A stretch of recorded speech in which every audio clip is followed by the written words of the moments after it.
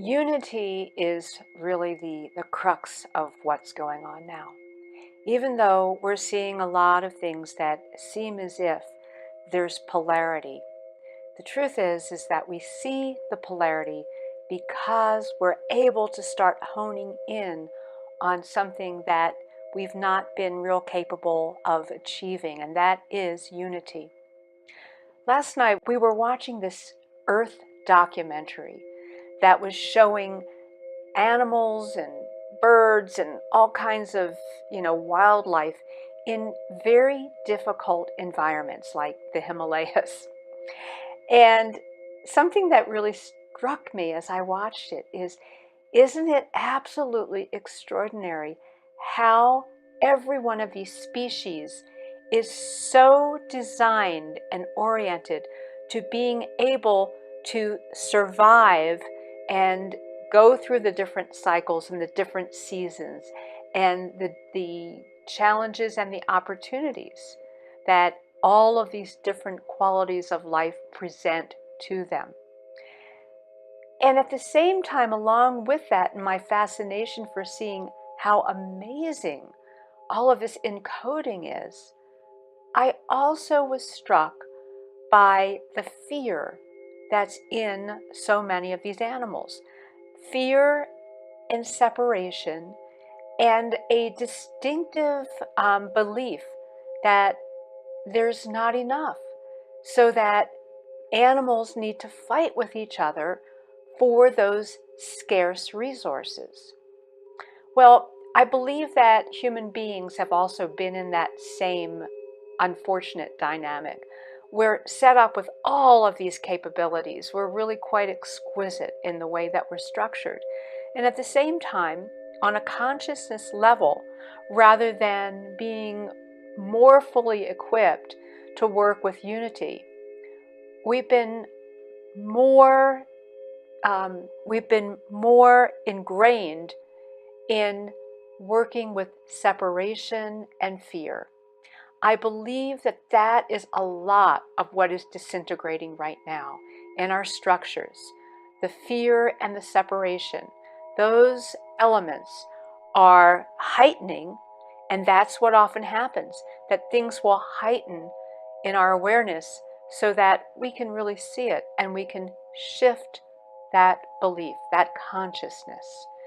And imagine what life is like when we truly understand, as Buckminster Fuller used to share many, many years ago, that we live in an ocean of infinite abundance. And when we live in that ocean and we wonder in it and we play in it and we fish in it and we orient ourselves in this dynamic way, then the fear begins to subside. The need to fight for what we thought were limitations can subside. And we then can move into a different flow of unity, of cooperation, learning how to cohabitate in ways that say when we work together, then we all win. It is a win-win. I really do believe that that's where we are entering into that place now. And one of the reasons that we work with sacred geometry is because sacred geometry instructs us and offers the energy over and over and over again. It shows us how to work together, how when we work with certain dynamic patterns, with certain rhythms, with certain ratios, like the phi ratio, that these are cooperative structures and significant elements to put together the building pieces so that we can truly live in a co-creative and unified and loving manner. It teaches us to move from that place of head and fear and concern, and take that time to reconnect, to move to the higher realms that we access through the heart. And when we're in that place and we cooperate, when we work with each other from that place, it's quite exquisite and it's extraordinary how different life becomes. We are generating new frequencies, new structures, new elements of life. And that is a very exciting part of where we are right now, what we see, and why it's a great time to reflect, to let go of what doesn't work, and to connect into that way, into the manner that will really catapult us to these next levels of capability for all life. And it's a very, very blessed time that we're in. It really, really is.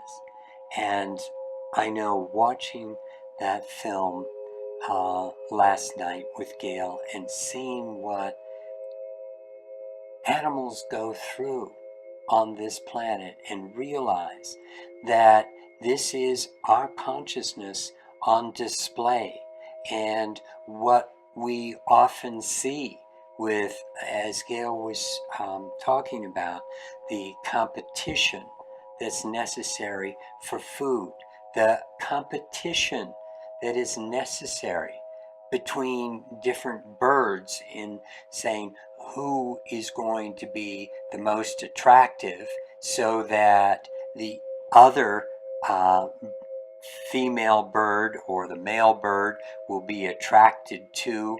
I mean, we're looking at this dynamic of competition, separation, and fear, and these are aspects of our consciousness that are being projected into the world to be given back to us. And it's an important thing to have each of us go into the depth of who we are in our center, in our core, and touch upon the unity that we find there, and realize that the earth is going through a transformation right now. And what she is doing with her vibration, in raising that vibration, is offering us an opportunity to step aboard, offering every single life form on this planet, plants and animals, an opportunity to step aboard. And we might be looking at some of the species that are leaving that we attribute to climate change and misuse of Earth's resources and so forth. And I don't want to diminish that human beings need to be more conscious, and they work in the way they work with resources and the way they work with the wild aspects of the earth and become congruent with it. But nevertheless, things are shifting in who is deciding to stay and who is deciding to leave. And that's true for human beings. And so for you inside your being, it's important right now to really come to a clear decision on staying, and if you choose to stay in a way that will reflect your divinity, that will reflect your love, that will reflect your joy, that will reflect your abundance.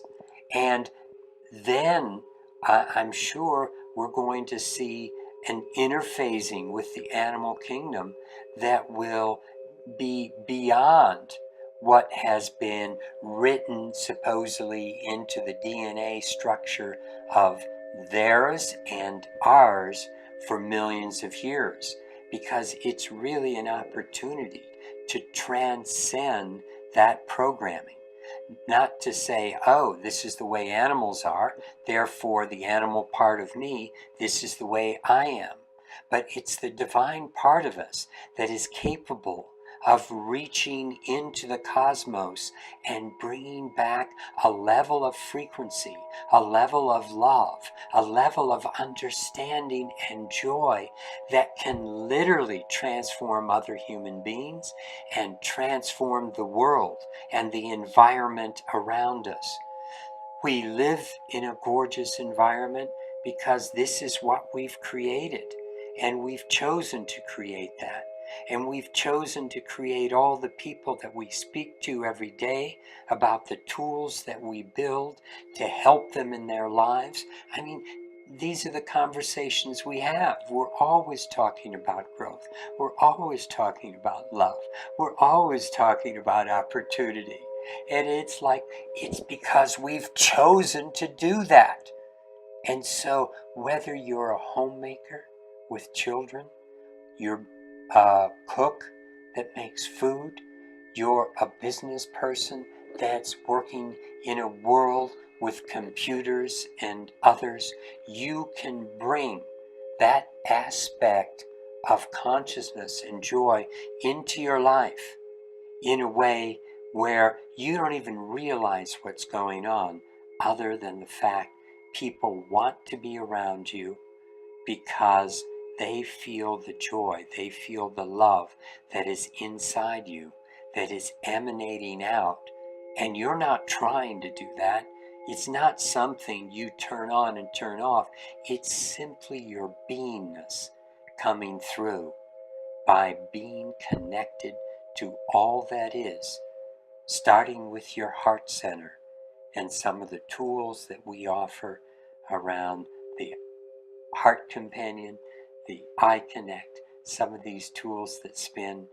We just feel that connection of energy. We feel that flow.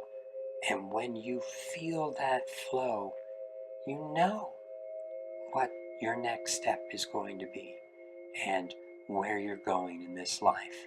And it takes all the pain and the confusion and the fear out of living in this world at this time.